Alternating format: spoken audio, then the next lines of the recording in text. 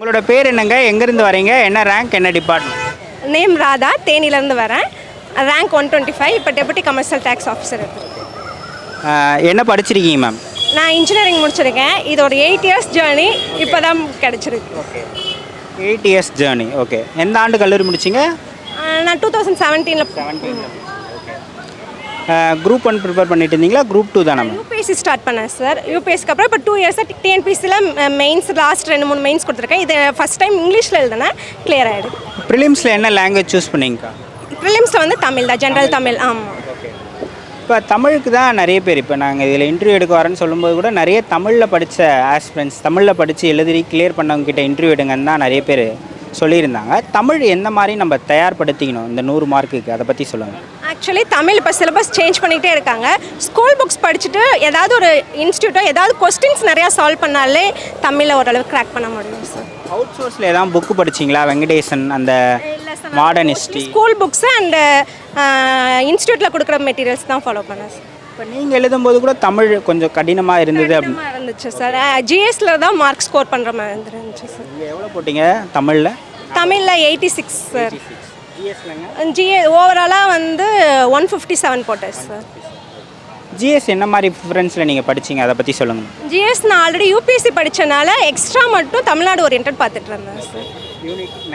Unit 8 unit 9க்கு வந்து mostly பிஒய்க்கு தான் எல்லாமே வரும் சார். அதெல்லாம் பார்த்துட்டு ஸ்கூல் புக்ஸ் தாண்டி வேறு ஏதாவது சோர்ஸ் படிக்கணுமா ப்ரிலிம்ஸை பொறுத்த வரைக்கும்? ப்ரிலிம்ஸை பொறுத்த வரைக்கும் ஜென்ரலாக சொல்லுவாங்க, இப்போ பாலிட்டினா லக்ஷ்மிகாந்த் அந்த மாதிரி அந்த புக்கில் இருந்து ஆனால் வரது ரேர் தான். நம்ம மோஸ்ட்லி பிஒய்க்கு பார்த்தா கஷ்டமான கொஸ்டின்ஸ் தான் பிஒய்க்கில் வச்சுருப்பாங்க, அதவே திரும்ப பார்த்தாலே போதும். இன்ஸ்டியூட் போனீங்களா இல்லை செல்ஃபாக ப்ரிப்பேர் பண்ணிங்களாமா? இன்ஸ்டியூட் மெயின்ஸ்க்கு மட்டும், ப்ரிலிம்ஸ்லாம் செல்ஃப் தான் சார். மெயின்ஸ்க்கு மட்டும் இன்ஸ்டியூட் பண்ணலாம் சார். இப்போ ப்ரிலிம்ஸ் பொறுத்த வரைக்கும் previous year question paper, syllabus, அதுக்கப்புறமாக வந்து சிலபஸ் வச்சு ஸ்கூல் புக்ஸில் படித்தாலே போதுமானதாங்களா மேம்? எஸ் சார், கண்டிப்பாக சிலபஸ் மட்டும் டீகோட் பண்ணி வச்சாலே போதும் சார். ப்ரிலிம்ஸில் எதுவும் மிஸ்டேக் பண்ணிங்களா எக்ஸாம் ஆல்ல மேம்? இல்லை சார், அந்த மாதிரி இல்லை. ப்ரிலிம்ஸ் முடிச்சிட்டிங்க, அதுக்கப்புறமாவே மெயின் ஸ்டார்ட் பண்ணிட்டீங்களா? சார் நான் கீ செக் பண்ணனையும் 150 அபோவ் வந்துச்சு, அப்படியே மெயின் ஸ்டார்ட் பண்ணிட்டேன். இப்போ நிறைய பேர் ப்ரிலிம்ஸை பொறுத்த வரைக்கும் எல்லாருமே சொல்லுவாங்க ஸ்கூல் புக்ஸ் தான் சோர்ஸ் அப்படின்ட்டு. இப்போ மெயின்ஸுக்கான சோர்ஸ் என்னதுங்க? மெயின்ஸ்க்கு எனக்கு தெரிஞ்சு சிலபஸ்கில் இருக்க எல்லாத்துக்குமே ஒரு 4-5 பாயிண்ட் மட்டும் நம்ம நெட்லேயே இப்போ நிறையா கூகுளே கிடைக்கிது, ஒரு 5 பாயிண்ட் இதுக்கு ரெடி பண்ணி வச்சாலே அதவே சப்கைட்டிங்காக கொடுத்துட்டு நம்ம எழுதுகிற மாதிரி இருக்கும் சார். நான் அப்படி தான் பண்ணேன் இந்த டைம். நீங்களா ஓன் நோட்ஸ் எடுத்தீங்க? ஆமாம் சார், ஆமாம் சார். இப்போ நோட்ஸ் பொறுத்த வரைக்கும் நிறைய பேர் நிறைய சொல்கிறாங்களே, இப்போ நோட்ஸ் எடுக்கிறது வந்து நேர விரயம் அப்படின்னு ஒரு கருத்து இருக்குது. இல்லை நோட்ஸ் எடுத்தால் நமக்கு வந்து ரிவிஷன் பண்ணுறதுக்கு, லாஸ்ட் ரிவிஷன் பண்ணுறதுக்கு ரொம்ப ஈஸியாக இருக்கும் அப்படின்னு சொல்கிறாங்க. நோட்ஸ் எடுக்கிறதால என்ன பெனிஃபிட்டுங்க? ஆக்சுவலி நோட்ஸ் வந்து நம்ம பல்காக அழுக்கக்கூடாது, வெறும் டேர்ம்ஸ் மட்டும் எடுத்து வச்சா போதும் சார். டேர்ம்ஸ் வச்சு நம்ம இது பண்ணுறப்ப ஒரு மொத்த சிலபஸவே ஒரு 10 பேஜில் நம்ம கவர் பண்ணிடலாம். ஸோ உங்களுக்கு ஈஸியாக இருக்கும் திரும்ப ரீகால் பண்ணுறதுக்கு. ஓகே, இப்போ பர்சனலாக எனக்கு ஒருத்தர் மெசேஜ் பண்ணி நோட்ஸ் எடுக்கிறத பற்றி கேட்டார். என்ன கேட்டார்னா, இப்போ நான் புதுசாக படிக்க ஆரம்பிக்கிறேன், இப்போ எல்லோரும் நோட்ஸ் எடுக்கணும் அப்படின்லாம் சொல்கிறாங்க. அதில் நான் பார்க்கும்போது இப்போ எனக்கு புக்கில் நான் படிக்கிறேன்னா எல்லாமே எனக்கு இம்பார்ட்டன்ட் மாதிரியே தெரியுது. அப்போ நான் புக்கில் இருக்கிறது அப்படியே எழுத முடியும், அப்போ நான் நோட்ஸ் எடுக்கிறதே வேஸ்ட்டு தானே அப்படின்னு அவர் கேட்டார். அதுக்கு என்ன பதில் சொல்லி? அதுக்கு தான் சார், ஒரு ஃபஸ்ட் டைம் படிக்கிறப்ப நம்மளுக்கு எல்லாமே இம்பார்ட்டண்ட்டாக தான் தெரியுற மாதிரி இருக்கும். நெக்ஸ்ட் நம்ம படிக்கிறப்ப அதில் எது நம்மளுக்கு இம்பார்ட்டன்ட், எதெல்லாம் ஹெட்டிங்காக போட்டால் ஓகேவா இருக்கும் அதை மட்டும் தான் நோட்ஸ் எடுக்கணும் சார். இப்போ 2வது வாட்டி 3வது வாட்டி படிக்கும்போது தான்? ஆமாம் சார். இதில் ஃபஸ்ட்டு வந்து நம்மளுக்கு ஃபுல்லாக தான் எடுக்கிற மாதிரி இருக்கும். அதுக்கப்புறம் நம்மளே திரும்ப ரிவைஸ் பண்ணுறப்ப தான் நம்மளுக்கு அந்த ஹெட்டிங் வந்து ஓகே இது இம்பார்ட்டன்ட், அந்த வேர்ட்ஸ் கீவேர்ட்ஸ்ன்னு சொல்லுவாங்க, அது மட்டும் எடுத்தாலே போதும் சார். இதில் இன்னொன்று நான் கேட்கணும்னு நினச்சது, இப்போ மனப்பாடம் புரிஞ்சு படிக்கிறது 2 இருக்குது, இதில் எது பெஸ்ட்டு வேமங்? ஆக்சுவலி ரெண்டுமே வேணும். மனப்பாடம் அந்த கீவேர்ட்ஸ் நம்மளுக்கு மனப்பாடம் பண்ணால் தான் ஞாபகம் இருக்கும்.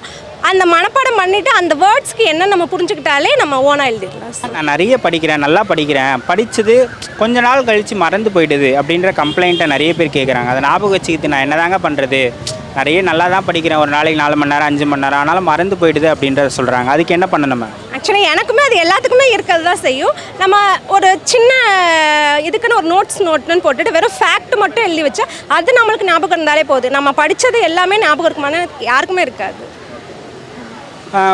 இப்போ மெயின்ஸுக்கு அகாடமி போனீங்களே மேம், இப்போ ஒரு ஆஸ்பிரண்ட்டுக்கு அகாடமி போகிறதால இந்த பெனிஃபிட் இல்லை, இதில் அவங்க இதெல்லாம் சொல்லிக் கொடுப்பாங்க நமக்குன்னா என்னது மேம்? ஆக்சுவலி அகாடமி போனால் நம்மளுக்கு எவாலுவேஷன் பண்ணுவாங்க, அதான் மெயின். நம்ம படிச்சுக்கிட்டே இருக்கலாம், எவாலுவேஷன் பண்ணுறது ரொம்ப முக்கியம் இல்லையா? அதுக்கு தான் நம்ம வந்து மோஸ்ட்லி வந்து இதுக்கு போகிறது. மேபி இன்னும் கொஞ்சம் எக்ஸ்பீரியன்ஸ்டான ஒர்க் பண்ணுறவங்க எல்லோரும் வந்து நம்மளுக்கு வந்து கரெக்ஷன் பண்ணுறப்ப நம்மளுக்கு பாயிண்ட்ஸ் சொல்லுவாங்க, இப்படி எழுதுனா இப்படி ஓகே அப்படிங்கிற மாதிரி. அதுக்கு தான் ஐ மீன் என்ன கேட்க வரேன்னா, இப்போ அகாடமியில் எல்லாருக்குமே ஒரே மெட்டீரியல் தான் கொடுப்பாங்க. இப்போ நிறைய பேர் என்ன சொல்கிறாங்கன்னா, மெயின்ஸை பொறுத்த வரைக்கும் உங்களுடைய பேப்பர் தனித்துவமாக இருக்கணும் அப்படின்றத மென்ஷன் பண்ணுறாங்க. இப்போ ஒரே மெட்டீரியலில் நம்ம படிக்கும்போது எல்லாருடைய பேப்பர் ஒரே மாதிரி தானே இருக்கும், அதில் நம்ம எப்படி தனித்துவத்தை காட்ட முடியும்? இப்போ அகாடமியில் கொடுத்தாலுமே நான் எப்படி பண்ணுவேன்னா, அகாடமியில் கொடுத்தாலுமே அந்த கொஸ்டினுக்கு நம்ம என்னென்ன ஃபேக்ட் ஆட் பண்ண முடியும் நான் தனியாக சர்ச் பண்ணுவேன். அந்த ஃபேக்டெல்லாம் நம்ம நோட் பண்ணி வச்சுட்டு இங்கே மெயின் ஸ்டார்ட் பண்ணுறப்ப, அகாடமி டெஸ்ட் ஸ்டார்ட் பண்ணுறப்ப அந்த ஃபேக்டெல்லாம் நம்ம கொடுக்குறப்ப நம்ம யூனிக்காக இருப்போம். அதவே நம்மளுக்கு வந்து ஃபைனல் வரைக்கும் யூஸ் ஆகும். இன்னொரு கொஸ்டின் வந்து ஒரு பிரதர் வந்து என்கிட்ட கேட்டிருந்தாங்க. என்னென்னா, இப்போ நிறைய நான் படிக்கணும்னு நினைக்கிறேன், ஆனால் என் மைண்டு டிஸ்ட்ராக்ஷனாகவே இருக்குது. சோஷியல் மீடியாவில் நிறைய நேரம் நான் விரயம் பண்ணுறேன். இப்போ மைண்டு டிஸ்ட்ராக்ஷன் இல்லாமல் உட்காந்தா ஒரு மணி நேரம் படிக்க முடியல, 10 நிமிஷத்துலேயே டிஸ்ட்ராக்ஷன் ஆகுது. அந்த டிஸ்ட்ராக்ஷன் எப்படி குறைக்கிறது, மைண்ட் எப்படி கண்ட்ரோலுக்கு கொண்டு வரதுன்னு கேட்டாங்க. அதுக்கு என்ன பதில் சொல்லுங்கள்? ஆக்சுவலி யாருமே வந்து ஃபுல்லாலாம் உட்கார முடியாது. இப்போ நானுமே வந்து கொஞ்சம் நேரம் படிப்பேன், கொஞ்சம் நேரம் மினிமம் ரீடிங் இருந்தாலே ஓகே சார். இது டிஸ்ட்ராக்ஷன் இருக்க தான் செய்யும், அதை நம்ம இது அவாய்டும் பண்ண முடியாது. பட் மினிமம் ரீடிங் இருந்தால் போதும். டெய்லி கான்சன்ட்ரேட்டடாக ஒரு 5 hours அப்படிங்கிற மாதிரி டெய்லி படித்தாலே போதும் சார்.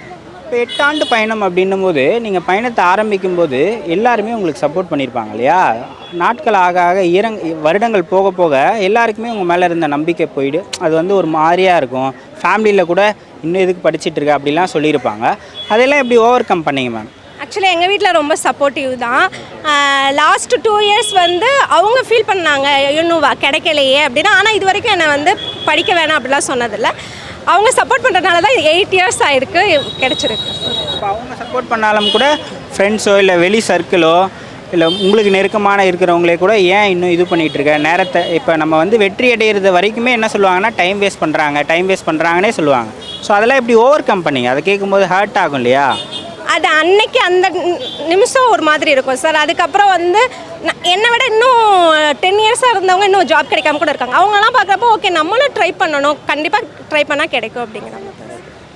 எக்ஸாம் ஹாலில் எதுவும் மிஸ்டேக் பண்ணிங்களா மேம்? இல்லை சார், இல்லை 3 மணி நேரம் போதுமானதாக இருந்தால் ரிட்டன் நான் எப்போயுமே கரெக்டாக தான் எழுதுவேன். எனக்கு சீக்கிரம் முடிக்கிற பழக்கம் இல்லை, பட் ஆனால் கரெக்டாக முடிச்சிடுறேன் சார். இந்த மூமெண்ட் எப்படி இருக்குங்க உங்களுக்கு? ரொம்ப நாள் ஒரு நீண்ட போராட்டத்துக்கு ஒரு வெற்றியை பதிவு பண்ணியிருக்கீங்க, ஆர்டர் வாங்கியாச்சு. இந்த மூமெண்ட் எப்படி இருக்குது உங்களுக்கு? ரொம்ப மிக்ஸ்டு எமோஷனாக இருக்குது சார். இவ்வளோ வருஷம் இருந்துட்டு ஒரு ஜாப், ஏதாவது ஒரு ஜாப் கிடைக்கணும்னு இருந்தால் நல்ல ஜாப்பே எடுத்துச்சு சார். இதுக்கப்புறம் அடுத்தும் டிசி அடுத்தடுத்து யூபிஎஸ்சியும் போகிறதுக்கு இது ஒரு மோட்டிவேஷனாக இருக்குது. ஒரு இத்தனை ஆண்டு பயணத்தில் நமக்கு விட்டுட்டு போயிடலான்னு கூட தோணியிருக்கும். ஏன்னா எல்லாருக்குமே வந்து டிஸ்ட்ராக்ஷனோ இல்லை ஸ்ட்ரெஸ்ஸோ டிப்ரெஷனோ ஆகிறது சகஜம்தான். அதை விட்டுட்டு போகாமல் நம்ம தொடர்ச்சியாக உங்களை எந்த புள்ளியில் இருந்துக்கிட்டே இருந்தீங்க, நம்ம விட்டு போகக்கூடாது, வாங்கிட்டு தான் போகணும் அப்படின்ட்டு? வந்துட்டோம், இதுக்குள்ளே எப்படியாவது ஒரு நாள் வாங்கிட்டு போயிடணும் அப்படிங்கிற மாதிரி தான் சார். செப்டம்பர் 28 ப்ரிலிம்ஸ் நடக்கும்போது ஆஸ்பிரன்ஸுக்கு நீங்கள் என்ன மெசேஜ் சொல்கிறீங்க? விடாமல் படித்தாலே கண்டிப்பாக பாஸ் பண்ணிடலாம். தமிழ் இங்கிலீஷ்லாம் இல்லை, படித்து இது பண்ணாலே போதும் சார். இப்போ நீங்கள் கல்லூரி படிக்கும்போது இருந்த உங்கள் நாலேஜுக்கும் இப்போ இது படிக்க வந்த பிறகு உங்களுடைய நாலேஜ் எவ்வளோ இம்ப்ரூவ் ஆகிருக்கு அப்படின்னு நினைக்கிறீங்க? நிறைய ஜென்ரல் நாலேஜ் நிறையா வந்திருக்கு. இதுக்கு முன்னாடி புக்கு ஓரியன்டாக படிச்சிருப்போம், நிறையா ஜென்ரல் நாலேஜ் தெரிஞ்சுக்கிற மாதிரி இருக்கும் சார். நீங்கள் மெயின்ஸ் என்ன லாங்குவேஜில் எழுதுனீங்க? மெயின்ஸ் இது வந்து நான் இதுக்கு முன்னாடி ஒரு Group 2 மெயின்ஸ், ஒரு Group 1 மெயின்ஸ் இருக்கேன் சார். அதெல்லாம் தமிழ், இதுதான் ஃபஸ்ட் டைம் இங்கிலீஷில் எழுதுனேன். இப்போ நீங்கள் 2 லாங்குவேஜ்லையும் எழுதிருக்கீங்க, ரெண்டுத்துக்கு என்ன டிஃப்ரென்ஸ்னு நினைக்கிறீங்க மேம்? தமிழில் பேப்பர் கம்ப்ளீட் பண்ண முடியாது சார், இங்கிலீஷில் பண்ண முடியும். நம்ம ஸ்கூலிங்ஸ் தமிழ் மீடியம்னால எல்லாத்துக்குமே வந்து தமிழில் படித்தா தான் நம்மளால் எழுத முடியும்னு ஒரு இது இருக்கும். எனக்கும் அதுதான் இருந்துச்சு, அது கொஞ்சம் கம்ஃபர்டபுளாக இருக்கணும். பட் இங்கிலீஷ் கம்பேர் பண்ணுறப்ப அதுதான் கொஞ்சம் தமிழை விட ஈஸி, நம்ம சீக்கிரம் அண்டர்ஸ்டாண்டிங் பண்ண வைக்கலாம் அங்கே கரெக்ஷன் பண்ணுறவங்களுக்கு. ஸோ எனக்கு இங்கிலீஷ் தான் ஸ்டார்டிங் கஷ்டமாக தான் இருக்கும், பட் நம்ம பழகிட்டோம்னா ஈஸியாக தான்.